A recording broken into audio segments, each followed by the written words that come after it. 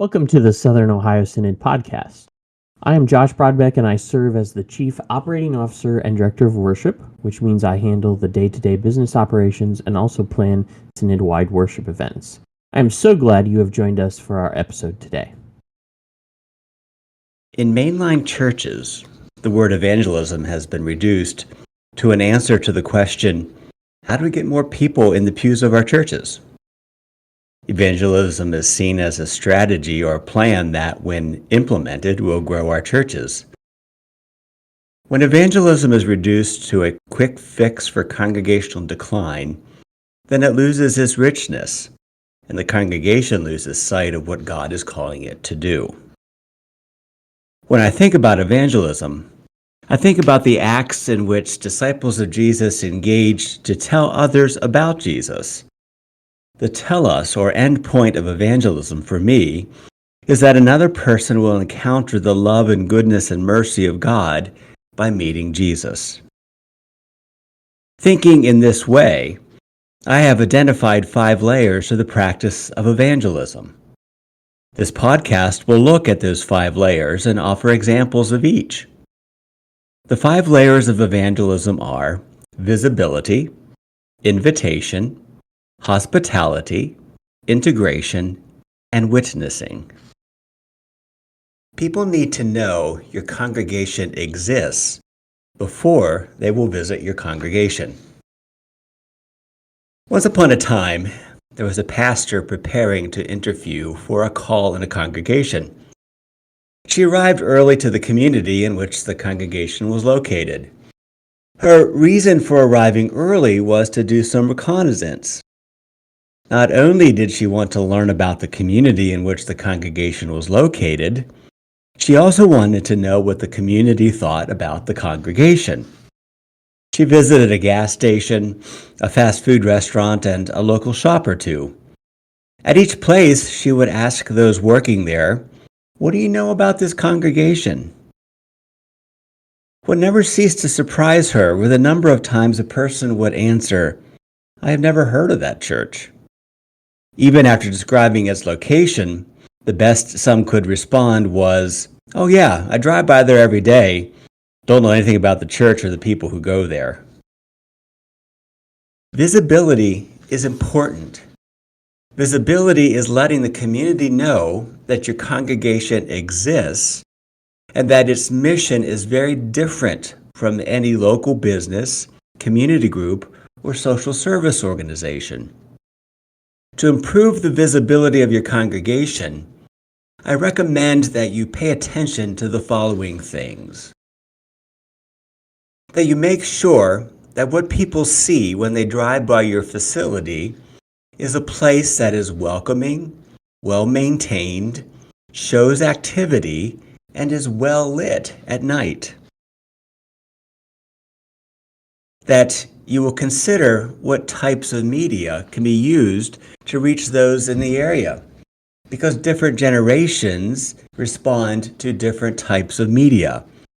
So it might be advertisements in a newspaper, but not nearly as much as it used to be, primarily social media, but what about putting up yard signs before Vacation Bible School? Also, to engage as a congregation in community events raises the visibility of that congregation. And finally, when your congregation is doing something amazing that you want people to hear about, work to get local media coverage for their special programs, but also highlight those special moments in the church's social media. An invitation is like opening a door and telling a person, "Please, come on in. You're important to us, and we want you to be here." Inviting a person to join you at a congregational event is riskier than improving the congregation's visibility. With visibility, one lets others determine if they want to encounter the congregation and learn more about it. Congregation members can sit back and wait for people to show up. I think that's why many congregations spend a lot of time on visibility and very little time on invitation. But invitation is riskier. It is riskier because it means that we must speak directly to a person, share with them what we see as good about the ministry of our congregation, and ask them to join us. The risk? The person could say no. And I know very few of us handle hearing the word no in a really good way. Leaders in congregations, to increase the amount of times its members invite others, should have a number of things in place. And here are the pieces that need to be in place and are necessary for invitation to take place. You want your members to be a follower of Jesus who wants others to meet Jesus. To have an affection, even more than that, a passion for the ministry of your congregation. To be able to and want to speak well of the congregation. To want others to experience the same goodness as they do. To have a concern for others and want them to be included in the congregation's work. And to have them be able to say to another person, I would really enjoy having you join me at my church. Now, I recommend that you consider the following practices to increase the number of times members of your congregation invite others. The first practice is to know the normal times of the year that people are more likely to visit, which is usually around Christmas and Easter. And during those times, provide tools for your members to invite others to the special services, concerts, and programs held during those times of the year. Second, host other events, such as concerts, that are easier to invite others to join you and provide a less risky way for a person to encounter and learn about your congregation. Third, to provide invitation material to help people invite. Like at Christmas and Easter, provide printed and online resources that your people can share with others and they can use as invitations. Fourth, to lift up and celebrate those who are inviting others anytime that they do. And finally, be ready with hospitality. Good hospitality leaves a person feeling valued and accepted, and means that one sacrifices their own comfort for the well-being of the newcomer. Good hospitality is like beauty and truth. You know it when you experience it. Hospitality begins with valuing others. It takes delight in having another person present. It means sharing what is yours with those who are being welcomed. It means inconveniencing yourself for the comfort and the well-being of another person. I have a good family friend who is a master at hospitality. If I spend the night at his house, I know he will have my favorite orange juice in his refrigerator for breakfast for me the next day. This is a simple but powerful example of hospitality, especially because my friend does not like the same kind of orange juice that I do. But he buys it for me, even though it's not something he prefers. Hospitality means at times inconveniencing yourself for the comfort and well-being of another.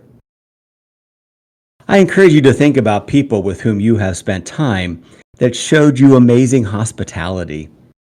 Think about how you felt being in their care. For isn't that what hospitality is? Having a person in our care and honoring them and making them feel whole and welcome. So here are some things a congregation can do to increase hospitality. They can put up directional signs. And this would be for both inside your building and outside, particularly if you have more than one building. Do you have signs that show people where to park, where to enter the building, where the worship center is? You can use your website. Help potential visitors know what to expect by answering frequently asked questions on your website, such as, how do people dress when they come to your church? And then provide the answer.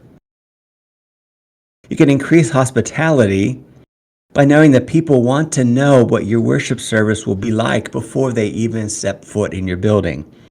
And the best way for them to learn about your worship service is for them to watch your live stream. I think that our congregations now are more researched than they have ever been because of the aid of online resources.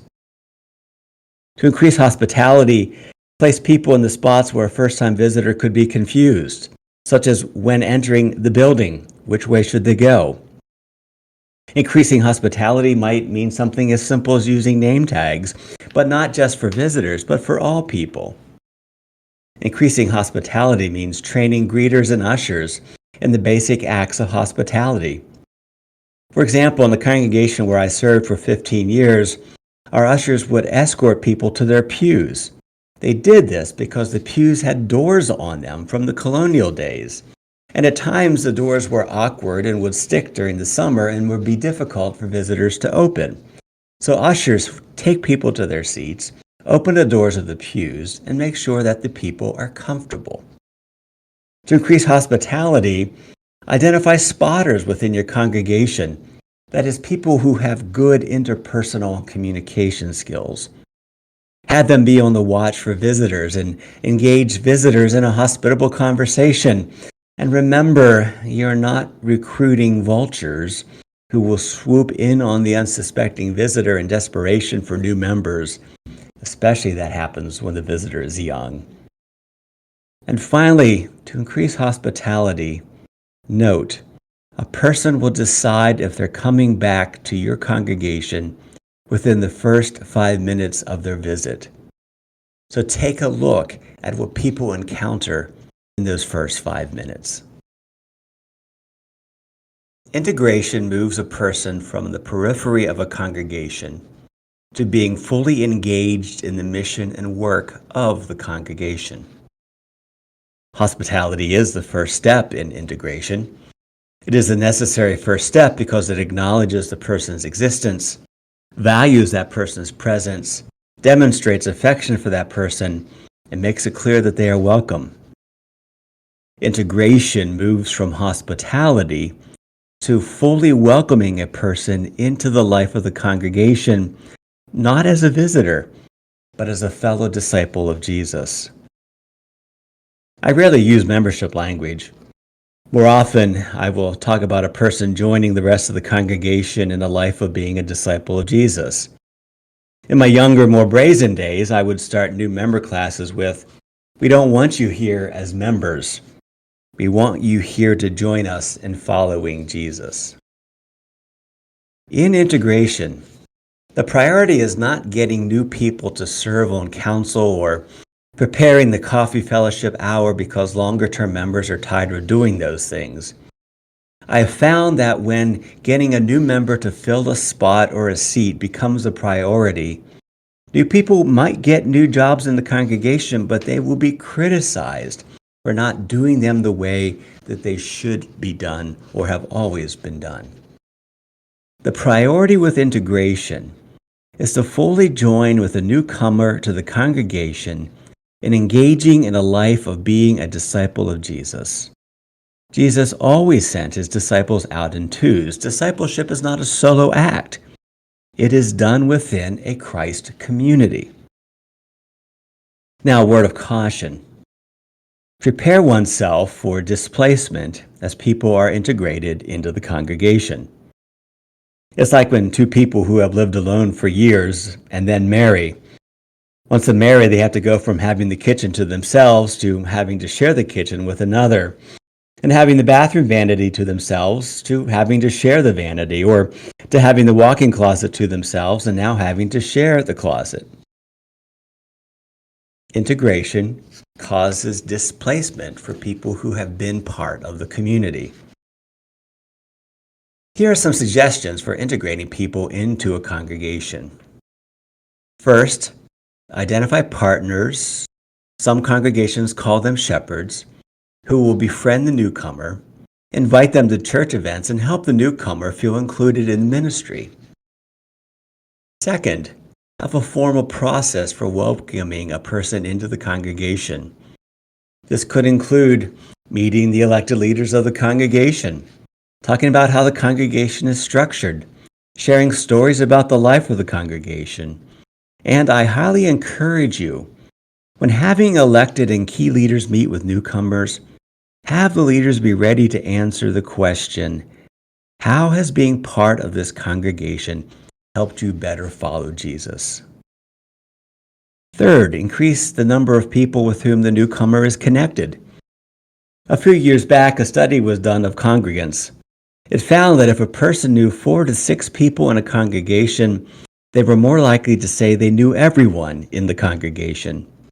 So connect the newcomer to a core group of people. Fourth, continue through shepherds to invite the newcomers to coffee hour, education events, concerts, and other church events. 5, have newcomers take a spiritual gift inventory.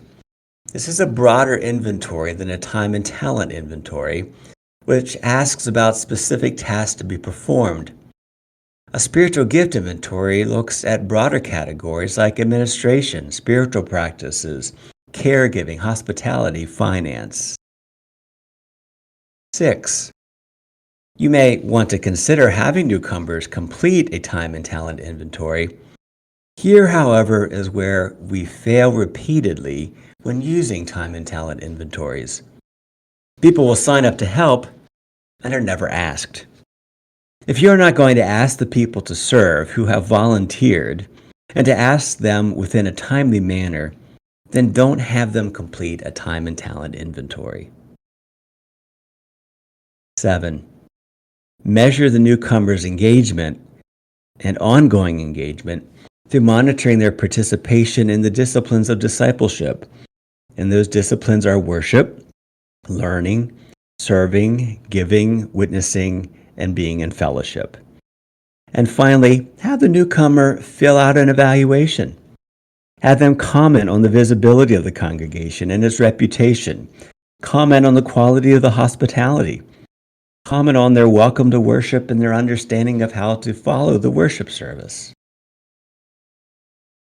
The chief difference between a community organization and a congregation is who is being talked about. A community organization talks about its mission and the population it serves. The church talks about Jesus, and it does it in 3 ways. First, it hears the word of God as it is proclaimed in word and sacrament. Second, the people of the church talk about their personal faith in Jesus and how that has shaped who they are. And third, the people of the church listen to others talk about their faith stories. I am a firm believer that witnessing is the activity through which significant life changes occur. And when life change occurs through witnessing, so increases the potential for exponential growth of a congregation. So how do we get people to tell the story of Jesus in their lives? We help people learn to tell their personal ultimate story. This includes having them describe a situation in which they found themselves to be threatened, talk about the threat, share how they responded, and state that they could only respond because Jesus was raised from the dead. You can help people learn how to blame God. No, I'm not recommending that people don't take responsibility and blame God for their bad behavior. Too much of that happens in the church already. But blaming God is being able to describe a situation and its implications, and then being able to say that you believe that God was at work in that moment. Help people become comfortable saying, I believe, instead of trying to logically explain everything about faith in God. Help people in a congregation learn to tell personal faith stories by the pastor modeling that. That when the pastor tells personal faith stories in preaching and teaching, the people of the congregation are more likely to do so as well. Offer classes on how to share one's faith. Offer classes on how to engage in active listening so we can listen to the faith stories of others. Help people learn that every person is not on the same spiritual journey with the same spiritual need. Help them to understand the categories of spiritual journey, such as fighting the fear of death, fighting the fear of guilt, or fighting the fear of shame. I want to conclude with a disclaimer. The layers of evangelism discussed in this podcast work primarily for established congregations and with people who have some familiarity with faith communities and are somewhat comfortable and trusting of faith communities. We as followers of Jesus, though, must also accept that there is an ever-growing section of our population that are not engaged in a structured faith community for many reasons, from never having had experience with one, to never having heard the story of Jesus, to having been hurt by one or more members of a congregation.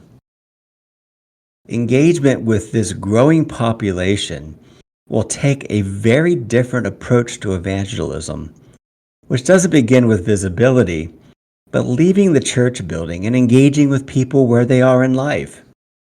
It will require more mutuality in conversation.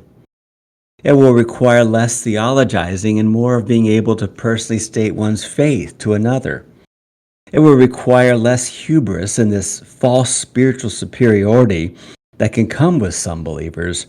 Instead, it will require more stories of humility and restoration from when things had gone wrong. Next month, I will explore an evangelism strategy for this growing population. This is Bishop Suzanne Darcy Dillahunt, and I want to thank you again for joining us for this podcast episode. There's a discussion guide available for this podcast that is located on the Synod's website and in the description box for this podcast on your YouTube channel. We hope this helps congregations and ministries be able to use this information with your councils and other ministry leaders to help us all grow in our discipleship. If you have any questions about any of the content or want to continue the conversation, you can contact Pastor Tim Mentzer by sending him an email. His email address is tmentzer@southernohiosynod.org. Make sure you subscribe on your preferred podcasting platform so you can catch our next episode. Until the next time we gather on this podcast, remember that we are stronger and better together, joining Jesus in the restoration of the world.